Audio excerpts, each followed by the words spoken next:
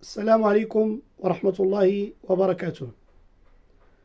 قال النبي صلى الله عليه وسلم: إن من أكبر الكبائر أن يلعن الرجل والديه.